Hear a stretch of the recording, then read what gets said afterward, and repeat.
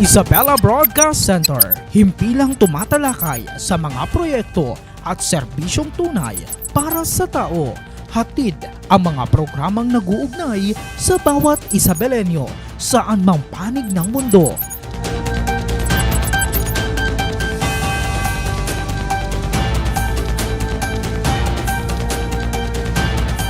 Delivering in-depth, trustworthy, and objective news. Dito ka, konektado. Isang magandang araw mga ka-Isabelenyo. Welcome sa isa na namang pinakabagong edisyon ng ating programang naglalapito ng serbisyo at impormasyon. Ito ang Isabela Connect ka dito. At syempre kasama nyo pa rin ang inyong lingkod, ang resident broadcaster ng Provincial Government of Isabela, Ezekiel Kilang. Oy, alam ho ba ninyo, nitong mga nakaarang araw ho, no? Abay, nakatanggap po tayo no, ng mga impormasyon tungkol ho sa kaso ng African Swine Fever o tinatawag ho nating ASF sa ilang bayan sa lalawigan ng Isabela, particular na ho sa timog or southern part ng Isabela. Natural lamang po naman na mangamba para ho sa ating mga kasamang nagbababuyan o yung hog raisers kung tawagin. Gayun din ho no, sa ating mga mamimili, pero tandaan po natin ang tamang impormasyon at kahandaan ng ang ating hong pinakamalaking panlaban ho diyan. Hindi ho ang labis na takot at syempre panic. Kaya ngayong hong hapon, hindi po tayo magpapanik.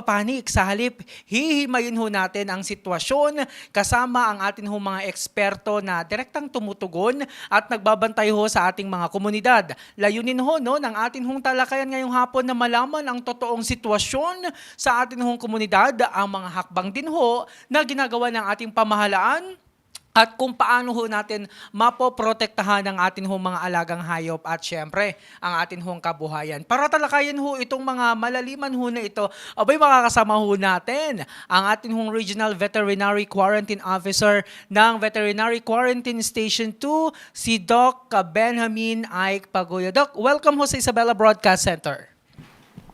Hello po. Welcome po. Yes po. No, first time ho ninyo, no? Mabisita ho si Isabela Broadcast Center. And of course, yung atin hong suking-suki. Yan. Pagdating ho, no, sa pagbabantay ho, when it comes ho sa ASF, syempre, hindi ho natutulog ang atin hong veterinarian, si Dr. Helen Sevilla. Welcome ho again sa Isabela Broadcast Center. Magandang hapon, Sir Ezekiel. Magandang hapon, Doc Ike and Sir Mau Pabro po, Engineer Pabro. Ayan, nabanggit na rin ho ni Dr. Sevilla at makakasama ho natin ang atin ho municipal agriculturist ng Alicia Isabela, si Engineer Felino Fabro Jr. Sir, Engineer, welcome ho sa Isabela Broadcast Center. Thank you po, Sir Ezekiel, at magandang hapon po sa lahat po ng nanonood ng programang ito ng Isabela Broadcast Center. Tamang-tama, no? Mga sir and syempre, ma'am, sa panahon ho kasi ngayon, usapin pa rin ho ng ASF yung napapag-usapan ho ngayon sa iba't ibang mga komunidad. At syempre, dumiretso na ho tayo no, sa atin ho mga usapin ho ngayon. Unahin ko lang si Engineer Fabro. Engineer, kumusta ho ba ang kasalukuyang sitwasyon ho ngayon sa inyong bayan doon ho sa may Alicia Isabela matapos ho itong pagkakaulat ho no, ng African Swine Fever? So, kumusta ho ba doon sa Alicia Isabela? Well, full disclosure po, talagang inaamin po namin mayroon pong cases ng African Swine Fever sa amin. Mga 10 barangay po yung affected ngayon. Pero hindi pa naman po natin ito may tuturing na outbreak dahil 17 farmers pa lang naman po na ang na-testing at na-confirm ng Provincial Veterinary Office. Pero madagdag ko lang no, dahil sa syempre kinonfirm na ho ninyo, ano yung ginagawa ninyo na ho ngayon sa ngayon dahil sa kung tama yung pagkakarinig ko 10 no na barangay. Ayan. So ano na po yung mga preventive measures na ngayon para hindi ho kumalat doon ho sa nasasakupan ho ninyo? At the outset of the African Swine Fever doon po sa municipality namin, yung first case po na test at nag-positive po, ay gumawa agad ng executive order ang aming mahal na mayor para maiwasan, para ma-mitigate yung spread ng virus na yan. Although we have already the ordinance for that matter, pero in-emphasize lang doon sa executive order na dalawa po yon, bawal po na magkatay ng mga baboy sa lahat ng lugar except po doon sa slaughterhouse. At bawal din po yung mga ambulant vendors ng mga karne ng baboy. Meat products. Yun yung existing ngayon na umiiral. Kasi dyan sa Alicia Isabela, prior, no, yung pagkakatalaho ng ASF, may naglipa na hong mga, what they call this one, talipa pa. Yung ba? So, sa ngayon, na-clear ho yung mga yun na doon sa inyong AOR. Opo, nagkaroon lang naman po kasi ng talipapan. Remember noon pong pandemic, Yes. is bawal na yung pumupunta sa mga palengke noon. Kaya hinayaan po namin yung mga talipapa noon sa mga barangay para hindi na mag-travel yung mga tao dahil naka-quarantine nga lahat ng tao. So, yun po yung dahilan kaya nagkaroon ng mga talipapa na ganun. So, ngayon, just this June, I think June or April or June, nagpasa po ng ordinance ang Sangguniang Bayan. Ordinance number 2026-08. At nandun po yung regulation of the sale of fresh meat at saka yung mga rules and regulations governing the operation of slaughterhouses.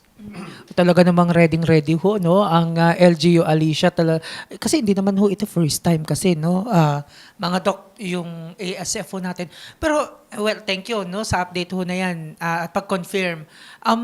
Doktora Sevilla, dito ho ba sa ating lalawigan, para sa kaalaman ng ating ho mga kababayan, ano ho ba yung mga bayan na mayroon hong kaso ho ng ASF sa ngayon? Sa ngayon, Sir Ezekiel, ay mayroon na tayong 7 bayan. Confirmed case na ito kasi dumaan sila sa testing. At ito yung mga bayan na mayroong mga positive case. Ang bayan ng Alicia, San Mateo, Ramon, Quirino. Itong Quirino ay nung June 22 pa. So matagal nang wala na silang case. Then Luna, San Isidro at Etchague. Ito yung may mga confirmed case talaga na dumaan sa laboratory, yung mga test nila. Nako, sana nga ho hindi na ho madagdagan ho yan. Pero nabanggit ho sa LGU Alicia yung kanilang ginagawa. But sa province-wide, sa inyong tanggapan, ano naman yung mga ginagawang mga measures para, yun nga nabanggit ko, para hindi na ho madagdagan yung mga bayan na nasa listano ninyo na may positibo na kaso ng ASF? Para hindi na siya kumalat, ang ginagawa ngayon ng ating Provincial Veterinary Office ay nakikipag-ugnayan sa lahat ng ating mga bayan na paigtinin ang kanilang mga pagbabantay sa kanilang mga bayan. Mayroong mga bayan na naglabas na ng kanilang mga executive orders na ipinagbabawal na ang magkakatay or magpapapasok ng mga baboy outside sa kanilang mga municipality.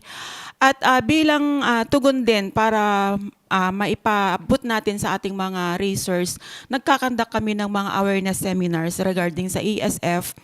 At sa ngayon, nagkakandak din kami ng meeting with the barangay officials, lalo na yung mga barangay captains.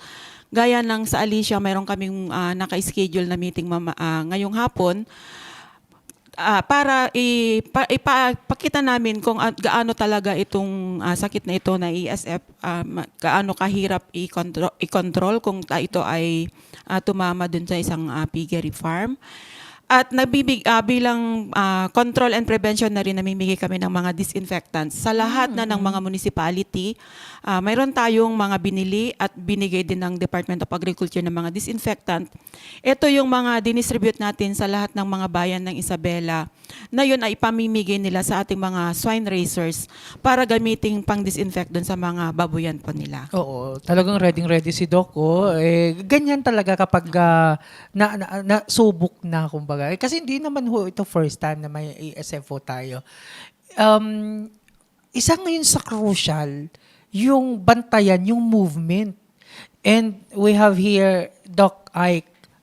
Doc, pag-usapan naman ho natin yung hangganan at yung paggalaw, no, ng mga produkto.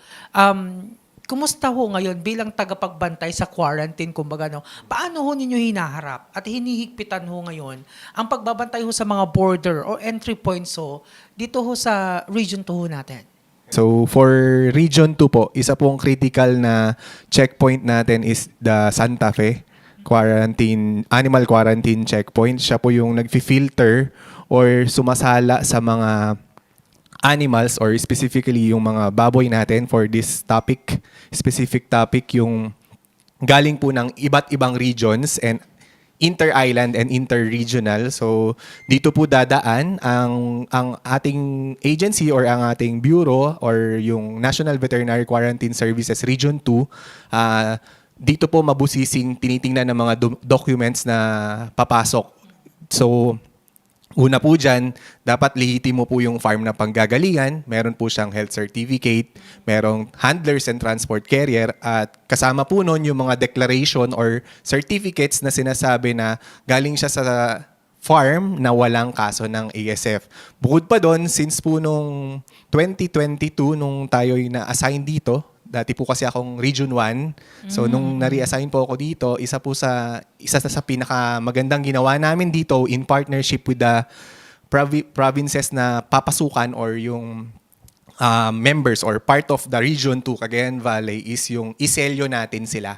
So yung trucks, kung papansinin po ninyo, bago pumunta ng mga munisipyo, for example, papasok ng Santiago or ng Ilagan na slaughterhouse, papansinin nyo po yung mga trucks may mga selyo ng BAI. Kulay orange po yun. So importante siya para hindi tayo magkaroon ng pagkakarga along the way. So dati po ang shipment natin ay may tawid dagat. So sa ngayon po, based sa records namin for this year, this 2026, tayo po ay within Luzon na lang halos kumukuha. Wala na tayong tawid dagat. So dati, ang target po ng Santa Fe or ng opisina, maselyohan natin para pagdating ng slaughterhouse, intact po yung animals natin at walang nangyari along the way. So isa po yun sa prevention natin at pag-control sa papasok sa Region 2. And also dun sa pagpunta dito sa Isabela. Then another thing is meron tayong wall-mounted disinfection sa Santa Fe. So nag-i-issue tayo ng certificate of disinfection. So for live animals na papasok, may special lane siya. Pupunta po tayo doon para ma-sprayan po itong mga trackings natin, ma-disinfect, which is isa sa mga kailangan natin gawin na hakbang para ma-lessen natin or ma-lower natin yung risk ng pag-transfer po ng ating virus, which is yung ASF nga po. So yun po yung mga ginagawa namin. And then meron po kaming GC, link every member or every municipalities from the region. As far as I know, nasa less than 100 or more or less 100 yung members doon. Nano-notify po tayo doon sa incoming hugs from different regions. For example, si Doc Helen ay nandun, meron tayong papasok sa Santiago, nano-notify doon sa GC, ipapasok doon na ito yung shipment with the seal number, time na dumaan, makikita na doon kasi ipopost na yun agad. On the spot yun, pagka na-picturean, alam yung details ng papasok. So yun yung isa sa tingin kong magandang ginagawa natin dito sa Region 2 para matulungan natin na hindi kumalat or hindi ma-introduce itong gantong mga sakit. This is not only for pigs, or this is only for live commodities, pati sa poultry dish. Siyempre, hindi lang po yung ASF yung concern natin ngayon. Meron din tayong bird flu na which is zoonotic and nakakatakot din po na sakit. So yun po yung ginagawa natin for the border control or yung checkpoints natin, inter-regional na movement. So naka-intact ho ngayon yan? Yes po. Visible naman. Yes po, kita naman Itong po mga yan. kasi challenge ho yun ngayon, yung continuity, kumbaga, no, yung pagpapatuloy. Pero yung checkpoint, kino-consider din ho ba natin sa mga barangay na rin? Si engineer, may mga checkpoint na rin ho ba sa mga barangay? Kasi usually parang national highway, sa mga entry and exit point lang ng mga bayan. How about sa inyo? Well, yan po yung magiging agenda namin mamayang hapon with Dr. Helen na kakausapin namin yung mga barangay officials this afternoon para magsagawa na ng checkpoint. Actually, naka-ready na rin yung mga posters namin or placards namin regarding that matter. Tsaka in addition, Sir Ezekiel, meron tayong minemaintain din sa province na 3 quarantine checkpoint. Meron dun sa Cordon, sa San Pablo at saka sa Quezon. So, yun, nati-check din natin yung mga pumapasok. Sila Doc ay kasi is inter-regional yan. Tayo naman inter-provincial. So, yung mga galing sa Biskaya, nati-check natin. Tine-check din natin yung completeness ng kanilang document. Ganon din yung galing sa CAR, dun sa Quezon, at saka dito sa San Pablo naman yung galing sa Tugigaraw. Okay. Ulitin lang natin, no, para sa kapatiran ng atin hong mga kababayan na magdadala ng baboy from outside Region 2, ano ulit yung mga documents ay ipapakita daw? Una po sa lahat, may dalawa po tayo na types or yung operation. Opo. Meron tayong farm, commercial farm. Tapos Commercial meron farm. tayong backyard or yung small scale lang na racer. Okay, dun po sa commercial farm, usually may farm accreditation or license to operate yung ADMCC, yung Animal Disease Monitoring Compliance Certificate. Medyo po mahaba. Pero yun po ang nagsasabi na nag-undergo siya ng regular surveillance. Kasama po nun yung CFS, Certificate of Free Status on African Swine Fever. So dalawa na po yun. Pangatlo po, lagi po merong veterinary health certificate yan.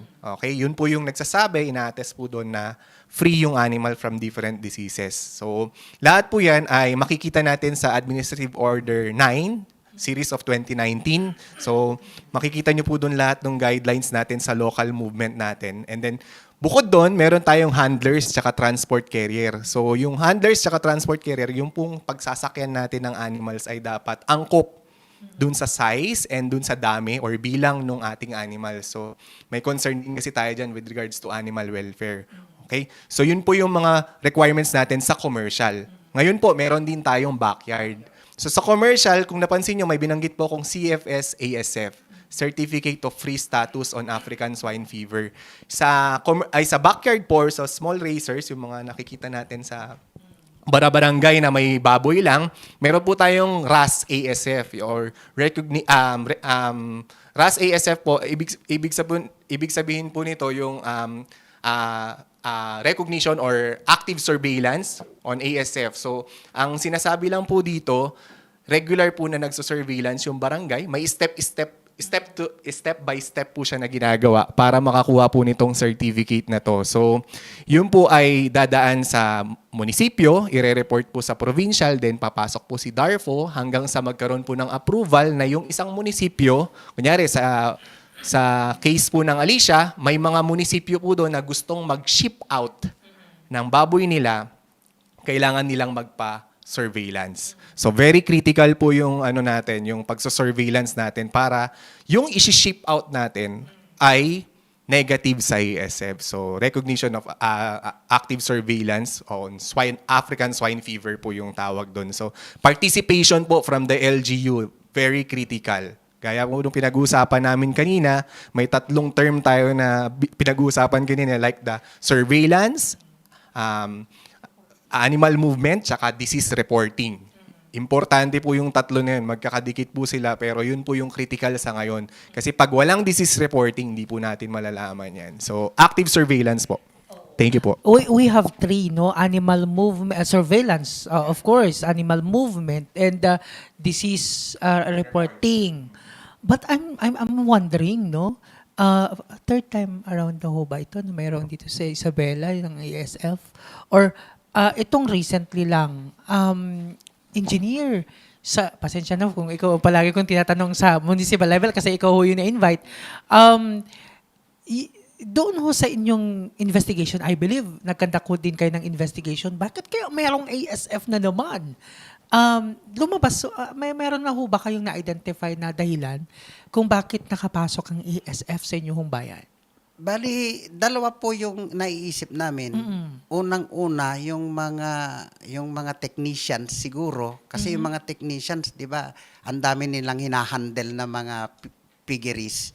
So, pumupunta-punta sila doon, namamasyal-masyal. So, di ba, ang nakapagdadala lang naman ng mga ASF virus is yung tao. Dahil yung baboy naman nakakulong. Hindi naman nila kinakalat yon. So, pwedeng yung technician or mayroon yung mga in denial talaga na mayroon na sila isinisikreto nila tapos itinatapon na lang sa kung saan. Gaya sa case namin, yung maraming itinatapon sa mga irrigation canals.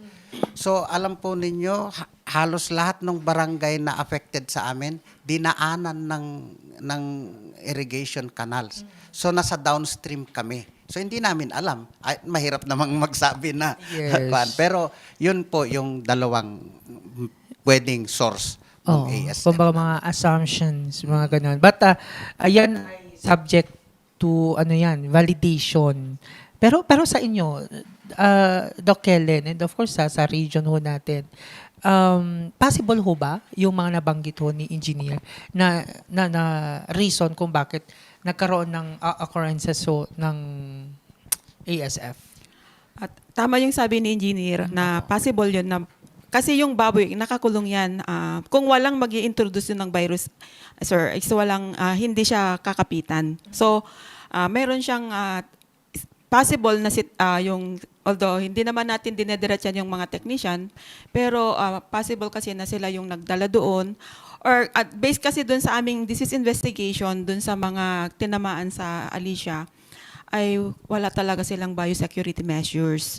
So, di ba may bago na tayong technology ngayon sa pag-aalaga ng baboy gaya ng paglalagay na ngayon ng net sa ating mga kulungan ng mga baboy, paglalagay ng pushbat, ng simpleng bakod para walang makapasok at saka septic tank.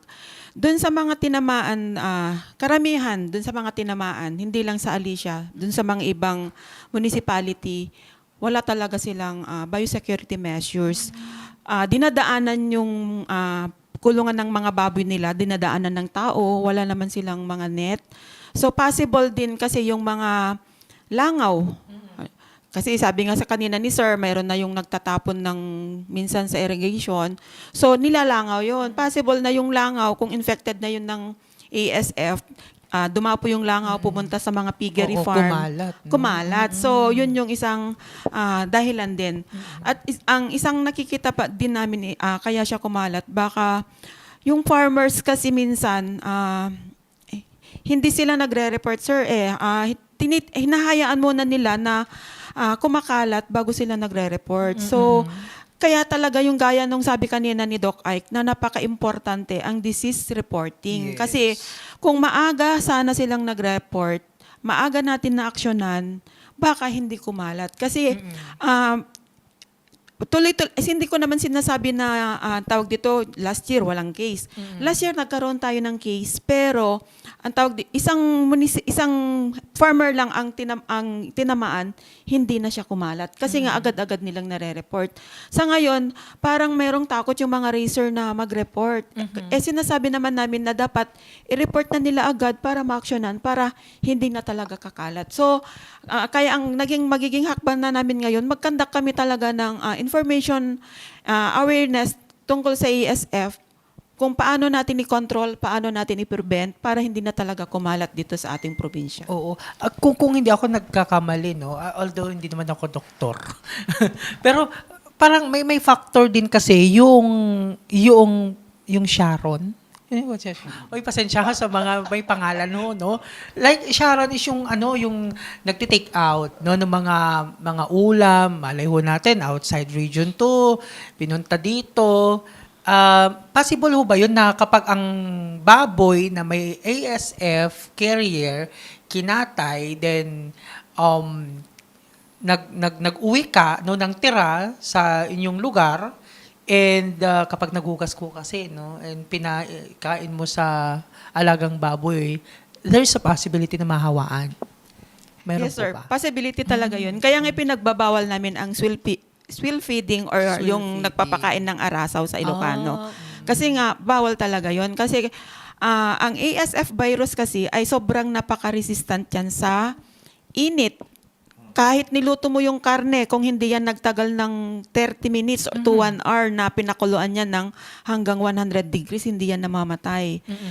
Yung karne na, yung sabi mo kanina, yung tinake out, Yes. hindi siya masyadong luto, prinis. Hindi yun mamamatay. Kaya niyang mabuhay for 1,000 days. So, ilang taon yun.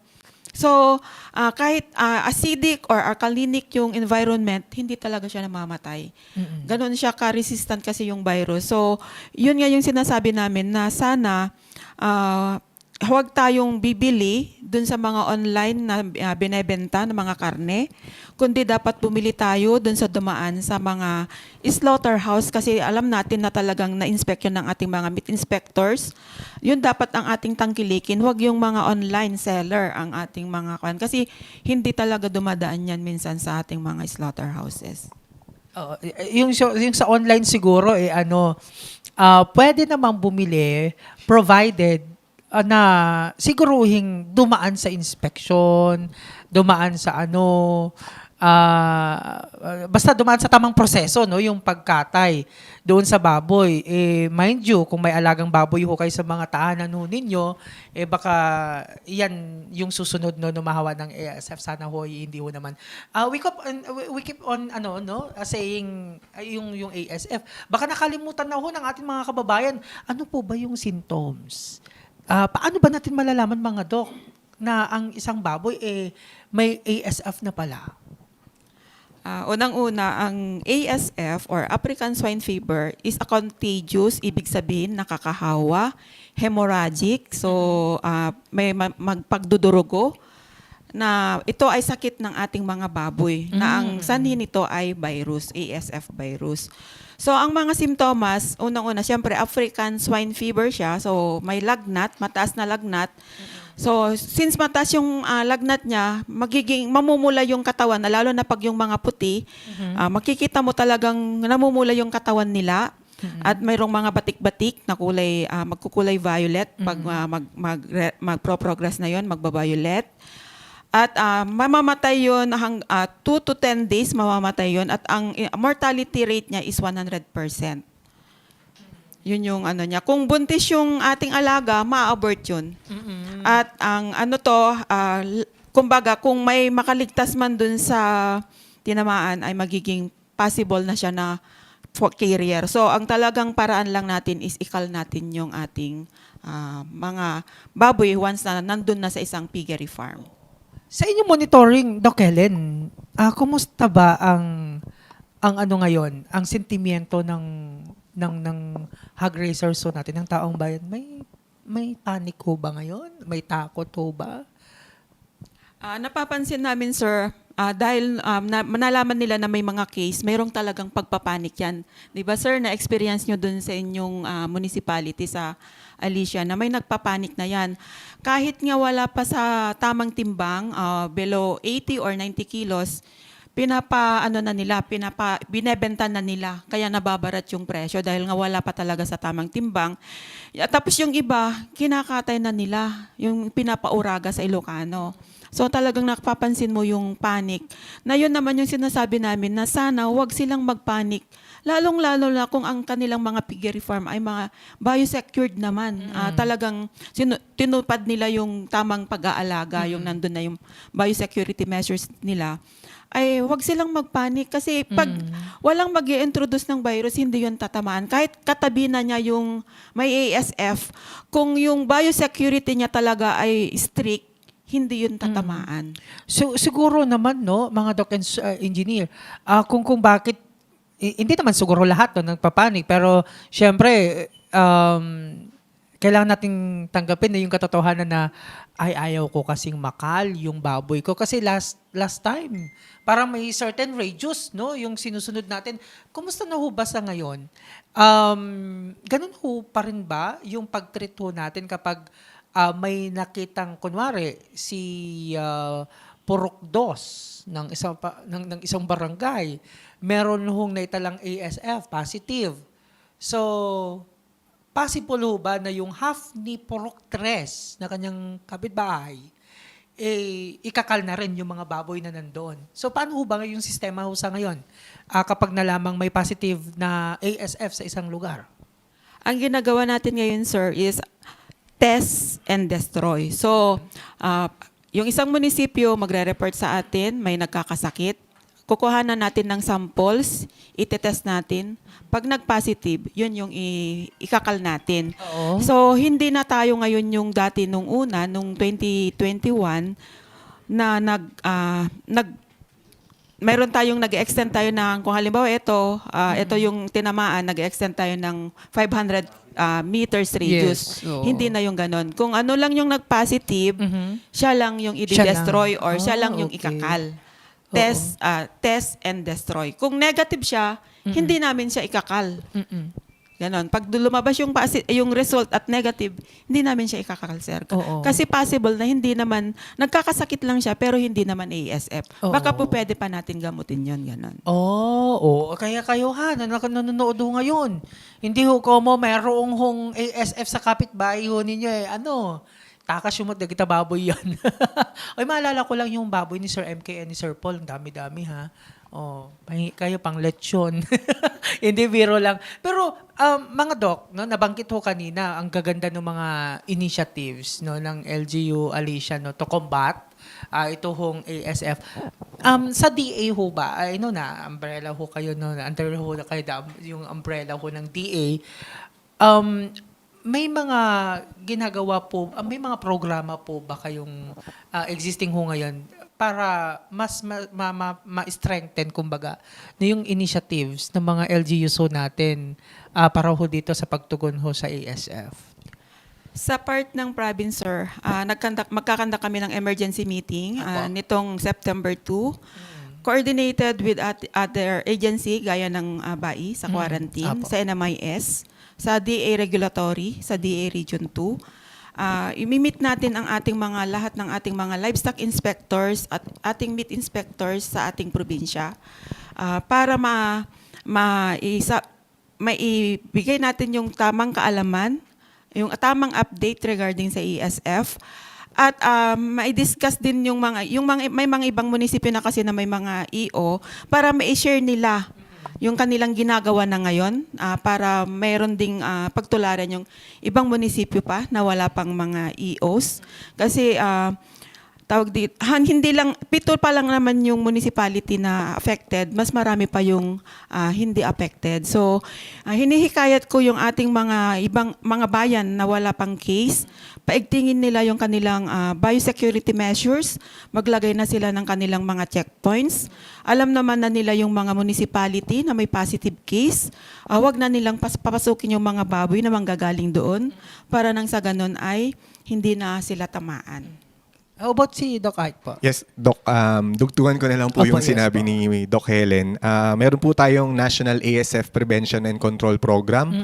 Kung gusto nyo po na inform kayo sa ating viewers po, pwede nyo pong i-visit yung social media nila sa Facebook. Doon po, nilalagay po yung updates natin kung saan yung mga affected na probinsya and then yung yung may affected din na munisipyo at sa level hanggang munisipyo, makikita nyo po din doon kung saan yung mga may ASF na cases and saan po yung nag-convert from red zone, yung zonings natin ay na-upgrade into yellow, then light green and to green zone para aware po kayo na in case na kukuha po kayo ng baboy or kailangan ninyo ng supply ng baboy ay dun po kayo kukuha sa may zones na maayos at meron po silang na-recognize po sila ng ASF or ng Central Office ng Bureau of Animal Industry na certify po sila na wala na po silang kaso. So mas maayos po. In case po na gusto po ninyong mag-repopulate or gusto nyo po ulit na mag-engage po sa business kasi syempre sa Isabela, I think nakikita natin na improving naman kahit papaano ang ating industry ng pagbababoy. Dumadami pa rin ng grazer despite yung mga cases natin. And if I am to encourage yung mga farmers natin, kumuha tayo sa legitimate na source at yung maayos na biosecurity, yung kaninang pinag-uusapan po natin na biosecurity po. Yun lang po. Salamat po. Pero matanong ko lang, sa inyo pong lahat, with this na pagkakaroon ho ng ASF, ano sa tingin ho ninyo sa epekto nito ng supply? Engineer, may epekto na ho ba itong ASF sa supply ho ng karne sa LGU ay sa LGU sa Alicia Isabela po? Well, so far, wala pa naman, sir, dahil hindi pa naman affected yung presyo ng mga okay. baboy. Kung tataas na yan. So, ang tinitingnan namin, baka by December, kapag nagtuloy-tuloy ito, by December talagang aakyat yung presyo. Kasi marami po talagang baboy ngayon. Oh. Yun So yung- okay pa yung supply po doon. Okay pa naman po. Oh. So How about far. under sa region, Dokay? Sa with stability po kasi ng supply, ang na-observe po namin, regular naman po yung production natin sa Isabela, knowing we have big companies here. May mga malalaki tayong breeder at may mga contract growers sila, may mga may mga fattener sila na farm, integrated yung system na yan. So, ang pagkakaalam ko, meron naman tayo, sapat naman, at tingin ko nga minsan na oversupply po tayo. Pero eventually, pag pumasok na yung bare months, tingin ko siguro, hopefully, we pray na maging okay pa rin yung presyo at the same time yung supply.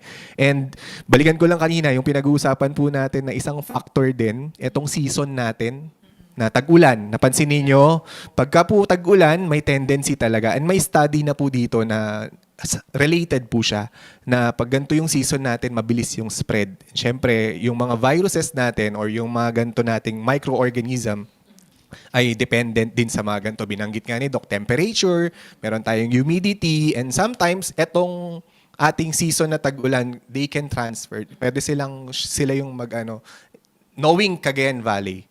Alam nyo naman po, napapaligiran tayo ng mountains and then yung Cagayan River itself, kung paano siya nagdi-distribute hanggang dun sa area natin within the region. So, isang factor yon. So, with regards to supply, yun, continuous naman po ang monitoring namin. Maayos naman po as long as may magandang partnership with LGU. This is reporting is very critical talaga para ma-monitor natin siya. So, okay pa, no? Kaya kung gusto niyo may ma-election ho sa December, kinakailangan ho nating i-take note, no? Sundin yung mga nabanggit ho ng ating ho mga panauhin. Anyway, hindi ko na ho kayo aabalahin pa. I know, busy ho kayo. Si Doc Ay, galing pa ho all the way from Tuguegarao City. Mensahe na lang ho ninyo siguro, si Engineer. Ano hong mensahe ho ninyo sa inyong mga constituents, no? Diyan ho sa may Alicia Isabela. I know, kayo ho'y naghihigpit na rin ho sa ngayon. Opo. Sa mga hog raisers po, paigtingin lang po natin yung pagsunod sa protocols ng biosecurity. Yun po talaga. Wala pong prevention lang po talaga ang pwede nating gawin. Dahil wala pang antidote ng ASF. Yun lang po. Okay. Maraming salamat, Engineer, no? And hopefully, sa susunod na pagbisita mo sa Isabela Broadcast Center, yung yung mga magagandang balita, di ba? Success story ng mga grazers natin. Kay Doc Sevilla naman, no? Ano po yung inyong may papayo naman sa publiko, particular na sa mga mamimili upang mawala ho, no, yung pangambaho sa pagkain o pagbili ho ng mga karneng baboy sa mga palengke sa kasalukuyan?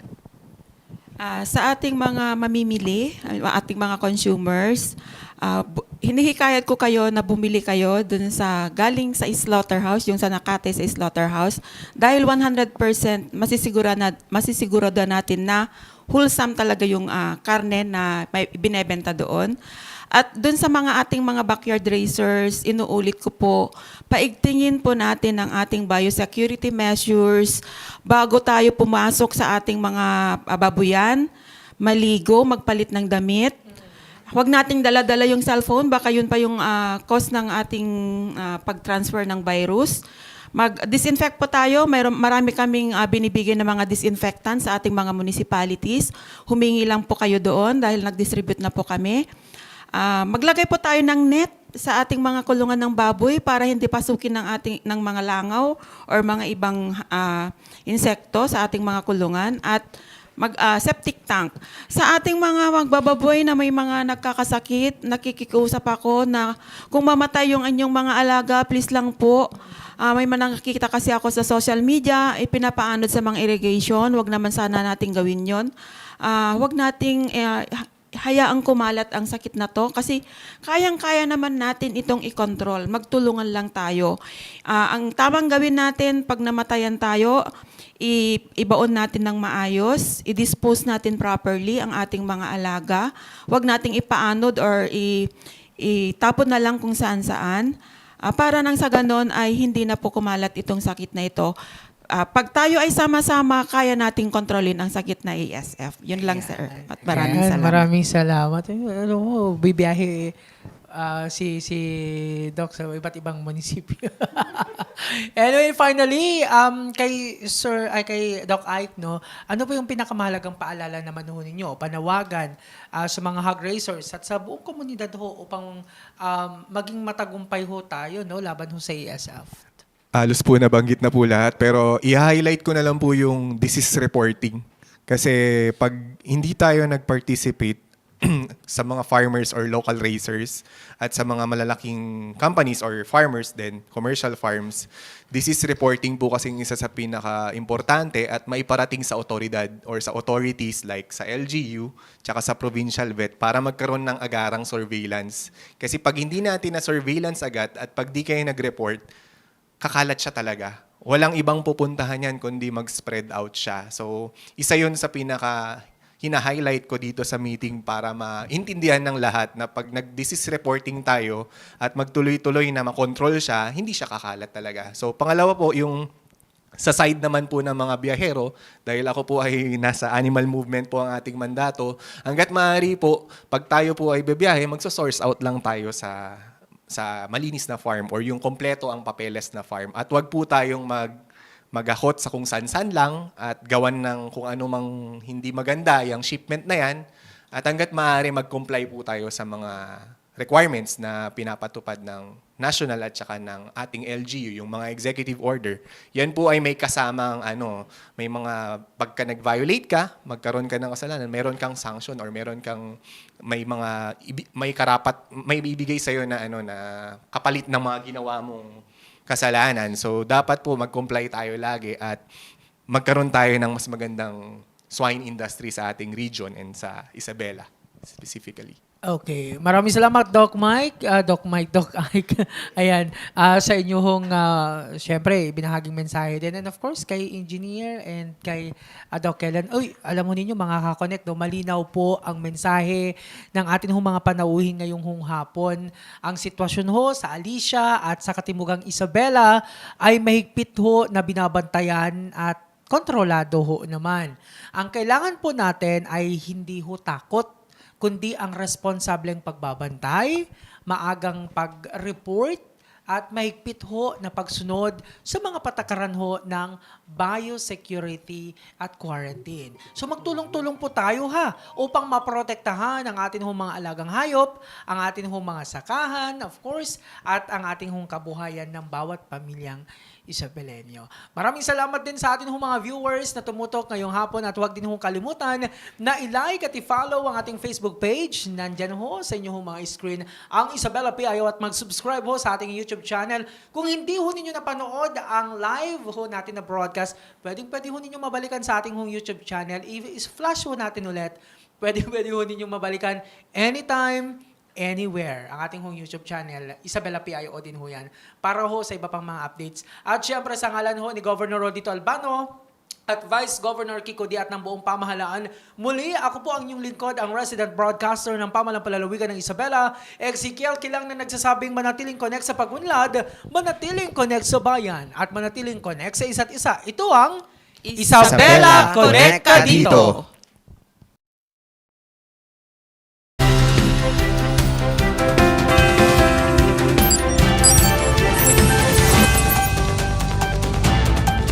Isabela Broadcast Center, himpilang tumatalakay sa mga proyekto at serbisyong tunay para sa tao. Hatid ang mga programang nag-uugnay sa bawat Isabelenyo saan mang panig ng mundo.